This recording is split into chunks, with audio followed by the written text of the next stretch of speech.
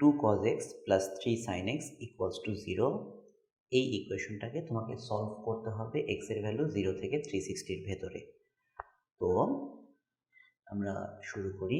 2 cos x plus 3 sin x equal two 0, 2 cos x equal to minus 3 sin x, 2 এর নিচে minus 3 নিয়ে আসি, equal to sin x divide by cos x। sin বাই cos এটাকে আমরা লিখতে পারি tan x equal to minus 2/3। তাহলে এখান থেকে আমরা বেজ অ্যাঙ্গেল কত পাচ্ছি? বেজ অ্যাঙ্গেল হবে tan ইনভার্স 2/3, যেটা কিনা চলে আসে 33.7 ডিগ্রি।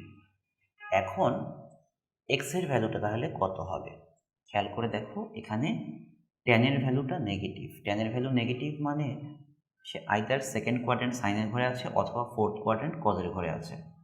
কারণ এখানে সে পজিটিভ, এখানে পজিটিভ, এখানে আর এখানে সে নেগেটিভ। যেহেতু tan এর ভ্যালুটা নেগেটিভ, আইদার এই কোয়াড্রেন্ট অথবা এই কোয়াড্রেন্ট।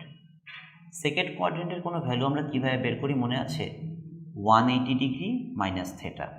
আর ফোর্থ কোয়াড্রেন্টের ভ্যালু 360 ডিগ্রি মাইনাস থেটা। তাহলে এখান থেকে বেজ অ্যাঙ্গেল যেটা, এই অ্যাঙ্গেলটা কত হবে? 180 ডিগ্রি মাইনাস 33.7 ডিগ্রি, আর এই অ্যাঙ্গেলটা হবে 360 ডিগ্রি মাইনাস 33.7 ডিগ্রি।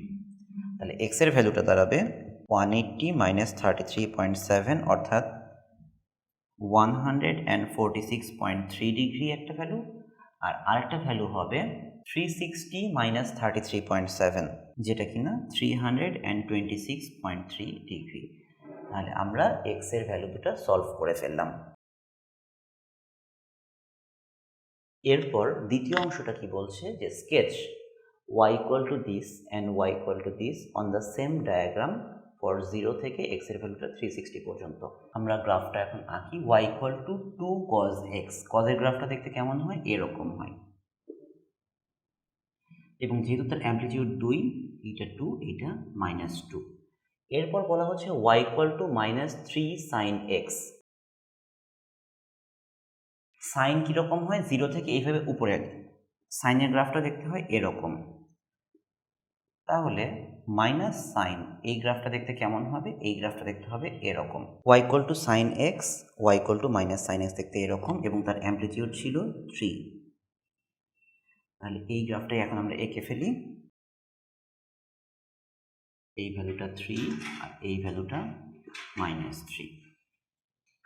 এখন তোমাদেরকে পরের অংশে কি বলছে? Find the set of values of x for which, for x এর ভ্যালুটা 0 থেকে 360 ভেতর, for which 2 cos x plus 3 sin x is greater than 0। এখানে একটা জিনিস খেয়াল করি যে 2 cos x plus 3 sin x greater than 0, এর কথাটার অর্থ হলো 2 cos x is greater than -3 sin x। তাহলে এখানে আমরা একটু খেয়াল করি তো কোনটা কোন গ্রাফ। এটা হচ্ছে y equal two 2 cos x এর গ্রাফ, আর লাল কালিতে যেটা আঁকা হয়েছে সেটা কিসের graph? y equal two -3 sin x এর গ্রাফ। এখন বলা হচ্ছে যে এই 2 cos x টা -3 sin x এর থেকে বড়, অর্থাৎ এই গ্রাফটা, কালো গ্রাফটা লাল গ্রাফটার থেকে উপরে আছে কত সময় ধরে। তাহলে খেয়াল করে দেখো যে এই দুইটা হচ্ছে তাদের পয়েন্ট অফ ইন্টারসেকশন। এই ভ্যালুটা কত? এই ভ্যালুটা হচ্ছে 146.3, আর এই ভ্যালুটা হচ্ছে 326.3। এখন খেয়াল করো, যখন 0 থেকে x এর ভ্যালুটা 146.3 এর ভেতর, তখন কিন্তু আমার এই কালো গ্রাফটা উপরে আছে, লাল গ্রাফটা নিচে আছে। তার মানে এই অংশটাকে সে স্যাটিসফাই করছে। আর যখন 146 থেকে 326 এর মধ্যে, তখন লাল গ্রাফটা উপরে, সাইনের গ্রাফটা উপরে, সেটা বড়, সেটা আমি নিতে পারবো না।